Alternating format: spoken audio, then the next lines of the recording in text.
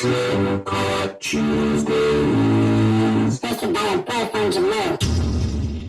mom, show us your boyfriend Jamil here, and yes, I'm back with another episode of Trim Cut Tuesdays.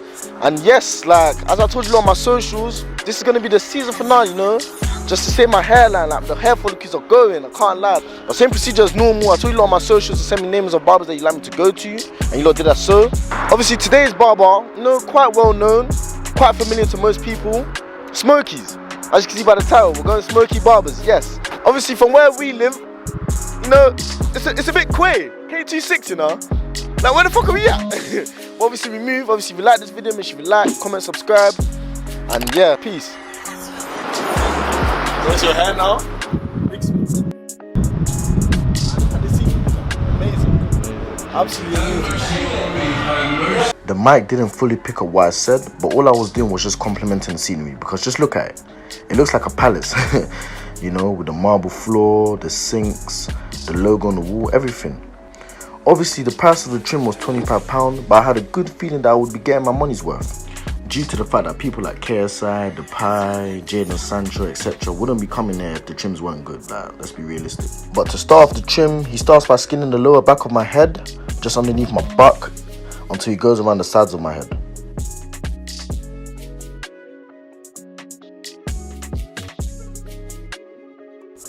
At this point, he begins shaving on top of my head, but has applied the red clipper tool, which allows him to do a nice transition between the hair on my head to the skin part.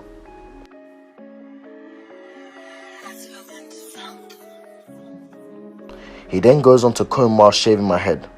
This is actually good because when the trim finishes, it will make the waves appear more neater.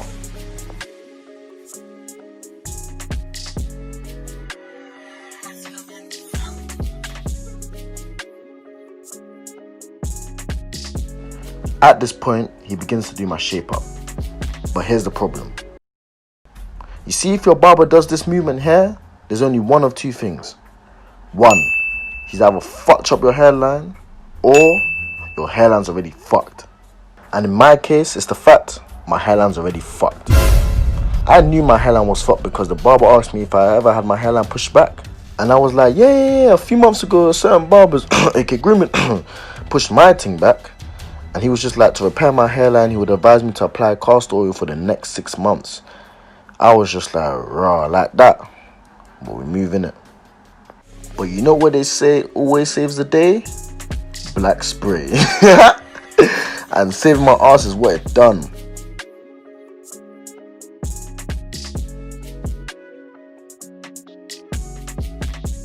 Soon after, he goes to my beard area, and this is what he asked me. Do you want to fade it in to blend into it, or do you want to point it off?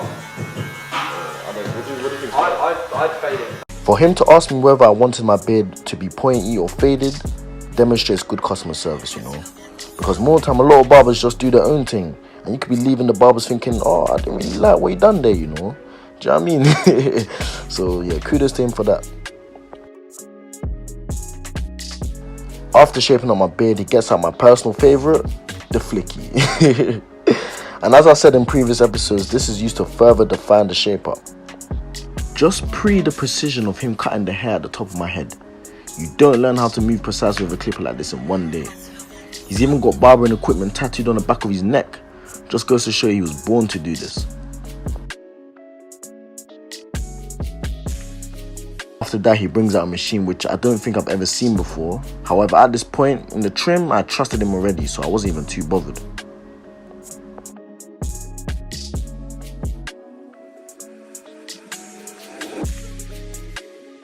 In the series, many barbers would apply a cream of some sort at this stage of the trim, but he instead had this foamy white substance which he applied as he combed my waves.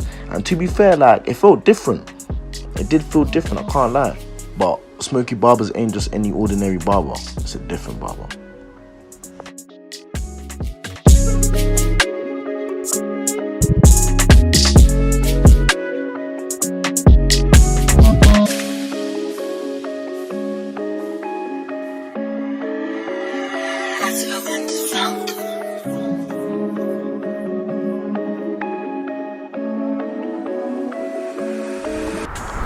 So yeah, we're done with the trim now. And if I must say, listen, it's been a good trim. Very good trim. Obviously, I didn't expect anything less from Smokey Barbers, I can't lie. Obviously, before going into the shop, there was a bit of a problem with recording, obviously social distancing and that, so it was a bit harder. Obviously, LB had to keep his distance in it, but you know, we got there in the end, he's done his thing. One thing I admired whilst he's cutting my hair was how he's paying attention to detail. So on the shape up, you know, he took his time. On the hair, he took his time. Even on the beard, but he took his time, which was, you know what I mean, it's a good thing. Other than that, like, the trim has been great. Like, there's not much I can say, there's no flaws. Like, I'd probably give it a solid 9 out of 10. You know what I mean? A great way to end off Trim Cut Tuesdays. I'm happy with the trim. LB, what are you saying for the trim though? Decent still. Solid 10. Solid 10. Bro, giving it a 10. Might have to go with 10, then I'll change it. It's been good shooting Trim Cut Tuesdays, you know. So I want to thank you lot for obviously supporting and that. Obviously, before I end off, you lot have seen my hair throughout the series, obviously the waves and that.